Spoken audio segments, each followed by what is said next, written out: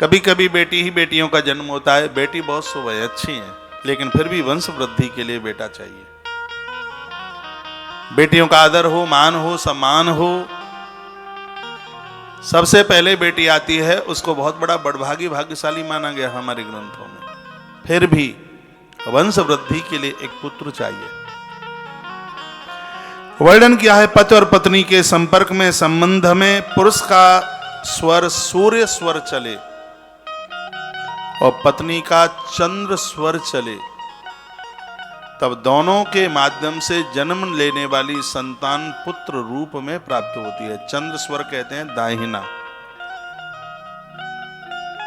वो सूर्य स्वर कहते हैं दाहिना और चंद्र स्वर कहते हैं बाहिना। मैं सीधी सी भाषा में कह दूं, स्त्री और पुरुष जब संतान को जन्म देने की मन में है विचारता करते हैं, तो दोनों के संपर्क में गर्भाधान संस्कार के समय पर जब गर्भ में जिस दिन संतान आती है, उस दिन पति पत्नी के संबंध में पुरुष का जो स्वर है वो दाहिना चले और स्त्री का जो स्वर है वो ये वाला बायां चले। और उस समय पुरुष का दाहिना स्वर और पत्नी का बायां स्वर चलता है, तो दोनों के माध्यम से गर्भ में आने वाली जो संतान है वह 100% पुत्र के ही रूप में प्राप्त होती है। ताली बजाना मत आज बिल्कुल भी। स्त्री पुरुष के संबंध में यदि पत्नी का दाहिना स्वर चलता है और पति का बायां स्वर चलता है, तो दोनों के माध्यम से जन्म लेने वाली संतान कन्या के रूप में होती है, बेटी के रूप में होती है। वर्णन किया है कि जो सूर्य स्वर है यानी जो दाहिना स्वर है ये महादेव का रूप है, और जो बायां स्वर है ये मां दुर्गा का रूप है। और एक स्वर और है जिसको सुषुम्ना कहते हैं, जो नाक के दोनों स्वर एक साथ चलते हैं,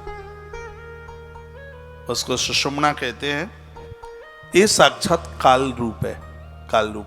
जब आप प्रातः बिस्तर से जब आप उठते हैं तो बिस्तर छोड़ने की भी विधि यही है। यदि ये स्वर चलता है तो ये पाम धरती पर रखो, ये चलता है तो ये पाम धरती पर रखो, और दोनों स्वर चलते हैं एक संग तो दोनों पाम धरती पर रख करके धरती माता को वंदन करो। दिन भर में कोई काम बिगड़ेगा नहीं, किसी से लड़ाई नहीं होगी, किसी से झगड़ा नहीं होगा। पूज्य श्री डोंगरे जी महाराज बहुत बोलते थे इसके ऊपर, उनकी भागवत रहस्य पढ़ा करो।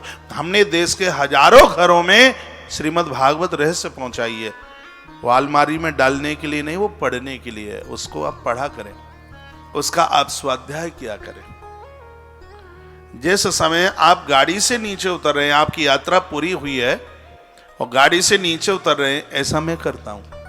ऐसे हाथ आगे करूंगा, फिर देखूंगा कि मेरा कौन सा स्वर चल रहा है, तो मैं देखूंगा ये स्वर चल रहा है तो मैं गाड़ी से पाम धरती पर रखता हूं, ये चल रहा है तो ये पाम रखता हूं, और यदि दोनों चल रहे हैं तो दोनों पाम एक साथ धरती पर टेकता हूं। ऐसे ही मैं सुबह अपना बिछौना छोड़ता हूं।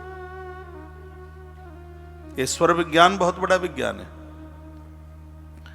कितना अद्भुत इसमें वर्णन किया गया है कि यदि और पति और पत्नी का एक ही स्वर चल रहा है, चाहे वो बायां है चाहे वो दायां, दोनों का एक सा ही चल रहा है, उस दिन संतान जन्म देने का विचार भी ना करें बिल्कुल।